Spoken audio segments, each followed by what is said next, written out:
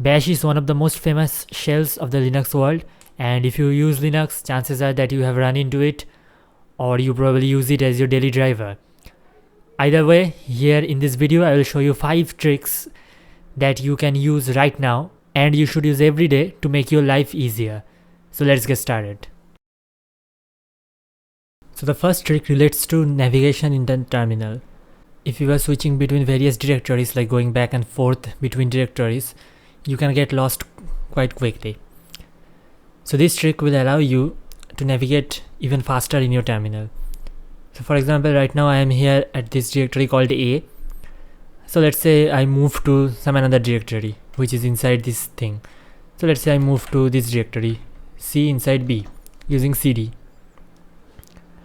But now let's say I have to go back to A again. So I can do either this, so which will take me back to A, or I have to write the entire path of A.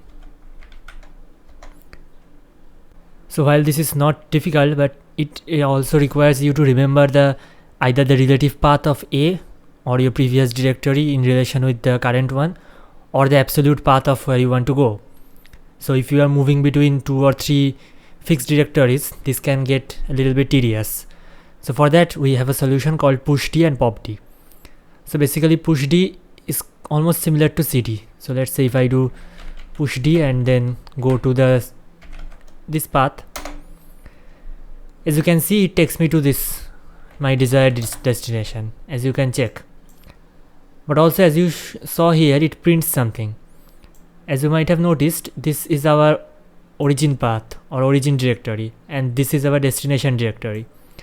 So how pushd works is by utilizing a directory stack. So if you are familiar with stack concept, it's exactly similar.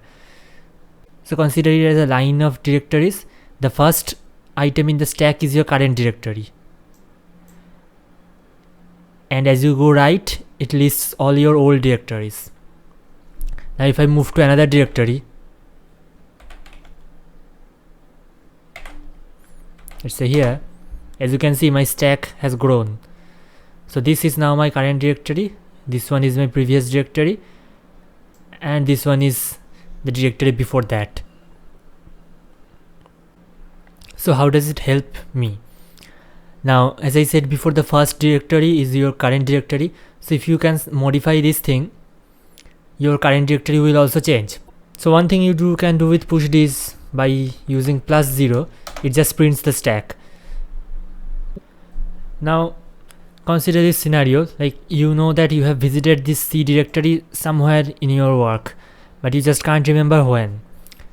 So now that you ran this command with pushd, you know that okay, I have visited it right here. So the first entry is the 0th entry, so the next one is the 1th entry. So if I do pushd +1, as you see it changed my current directory. So you can verify here. So now I am back to the C directory, and also my stack has changed. So think of it like rotating your stack. Also I can rotate backwards. So if I do pushd -0, it will rotate it backwards. So now this thing comes to the front and these two shift rightwards. And as you can see, my current directory has changed. So whatever is in the first position will be my current directory no matter what. Alright, now comes the interesting part, which is popd. So basically popd is like popping the stack. So it's used for going back your stack. So now I am here at this location. Now if I do popd, as you can see the first entry in my stack is gone. Now I am back to the second entry and my directory has also changed. I am now at the C directory. So if I do popd once more, I am back to where I have started. So how can you use this in real life? So just for a real life scenario, imagine I am doing some work in this A directory, something like that. So for example, let's say I am working on a code and I'm fixing a bug in this directory. So for fixing this bug, let's say I have to move to some different file which is in a different directory. So I will do quickly, let's say pushd to some distant directory. and so on. And I'm doing something here, and when I'm done I can just quickly pop D and come back to where I was before. I don't have to remember the path, the full path or the relative path, anything like that. So I can go to somewhere using push D and come back using pop D quite frequently. Now we all have been here, so I want to run some command which requires root permission, but I can't forget to rewrite sudo at the front, so which will give me an error. So what I can do, I can press up arrow, go back to the command, go to its front, write sudo. Nah, that's not what we do. So here we use another trick by bash, which is the use of double exclamation. So the double exclamation repeats our last run command. So as you can see, double exclamation will just copy paste my previously run command and run it. So what I can do, if I want to add sudo at the front, I can just write sudo and double exclamation. So this will repeat my previous command but with a sudo in front.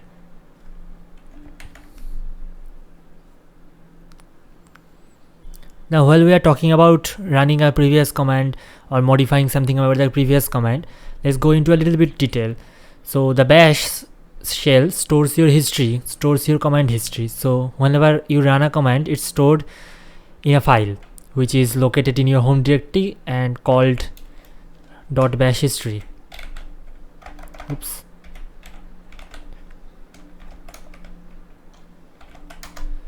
So this file stores all your history, all the commands you run, and you can check them by running the command history. As you can see, we have quite a few things. Whatever we have run before is stored here. Now here comes the cool part. I can run any command from this history by using its number. So for example, I want to run this command, which is at the position 505. So the way I can do it, by writing exclamation marks and its number. So as you can see, this will repeat the command that was in that position. So you can use any command, you can rerun any command from this list using this trick, exclamation mark followed by its number. And as you might have guessed, this double exclamation mark is just an extension of this thing. So double exclamation mark and the number runs the command that is at that position, and double exclamation mark runs the last command. Now here comes another trick. So let's say you have run this ping command quite recently. So we can quickly run this same command by writing exclamation mark followed by some text that is in front of, that is at the beginning of the run command. So by doing this exclamation mark followed by pi, you will run the last command that started with this text pi. So as you can see, it ran the last command.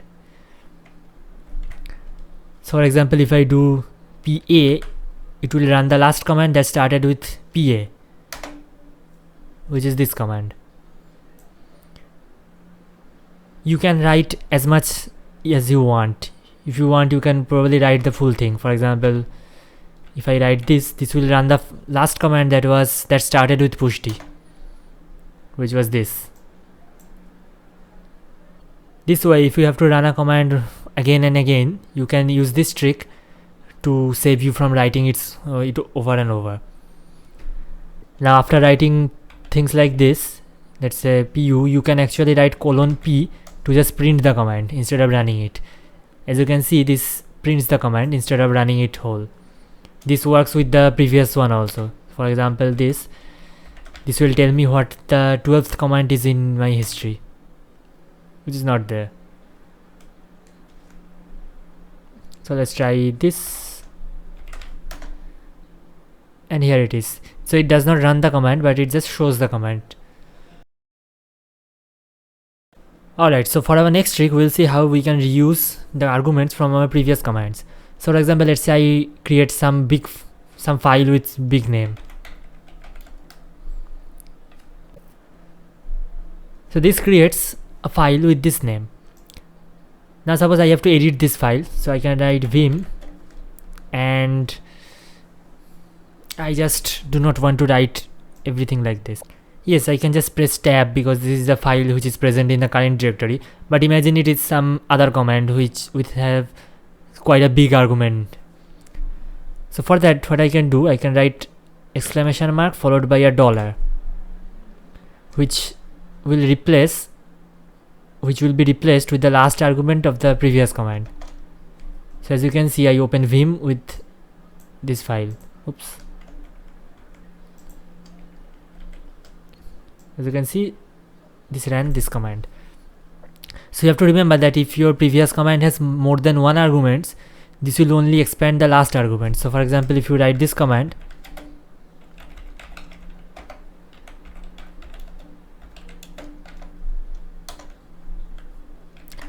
so here I have run this command ping google.com c4. So this command has 3 arguments, so google.com, c and 4.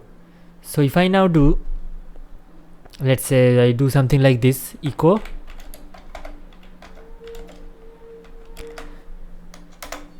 so as you can see, it only took 4 because 4 is the last command. So this exclamation mark followed by dollar will only expand to the last command, to the last argument of the previous command. If you are familiar with regular expression, this might seem familiar because dollar sign actually represents the end of the line. So if end of the line is there, you might guess that there should be a start of the line also, which should be denoted by caret, and indeed you will be correct. Oops, because the last command was this one. Okay, so let me run the ping once more.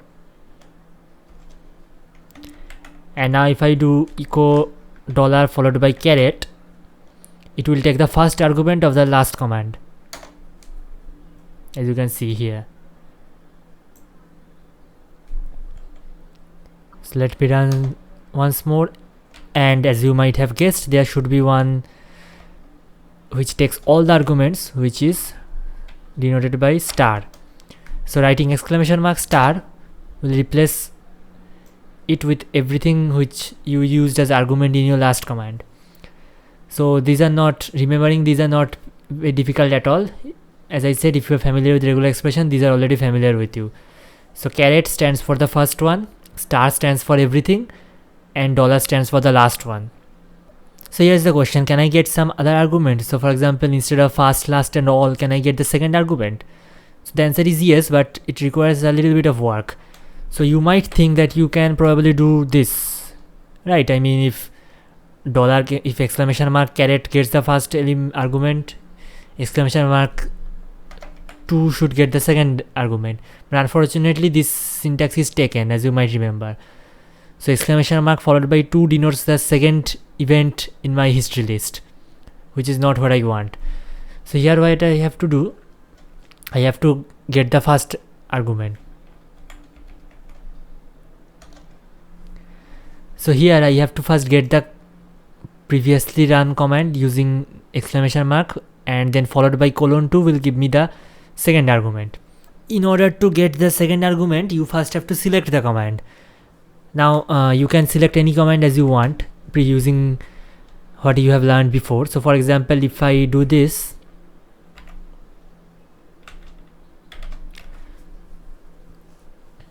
so what it will do, so as you might remember, exclamation mark followed by PA will search for the last run command which started with PA, and then colon 2 will get the second argument.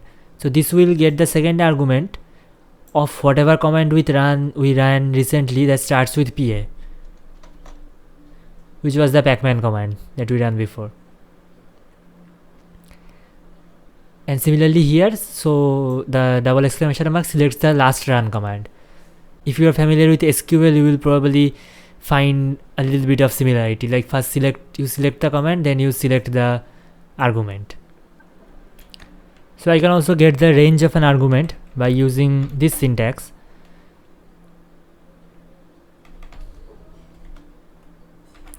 So this gives me all the arguments from 1 to 2. So basically the first 2 arguments. So here I can use any range like 3 to 10 or 5 to 7, whatever you want, to get more than 1 arguments. Now this thing is very powerful and you can do quite a lot of things like remove trailing white spaces, remove the suffix from file name, and also replace texts in this previous command. But I am not going to go into too much detail about that, and I will put a link to some blog posts where you can read about this. Here is another common scenario. Let's say I run something like this, a ping,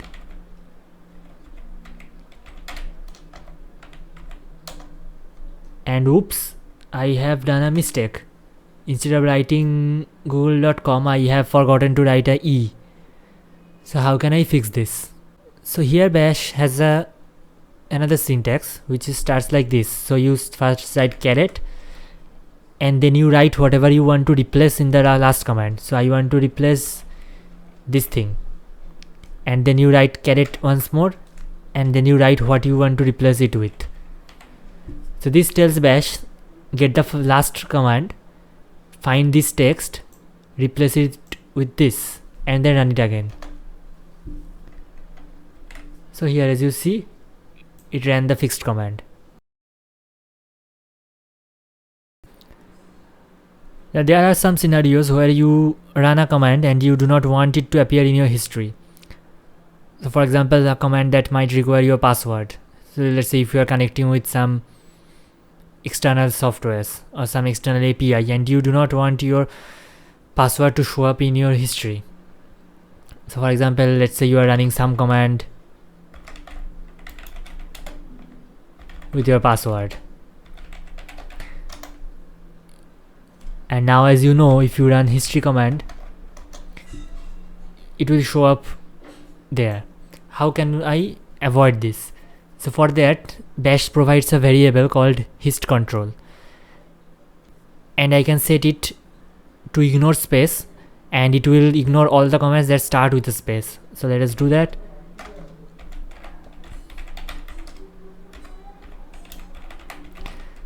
So this thing sets hist control variable with ignore space. This is a predefined value. Now if I run some command but start it with a space,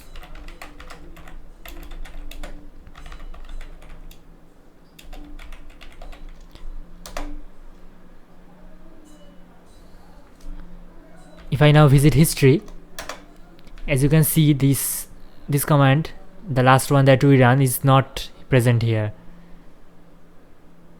The command that we run after setting hist control is not present here.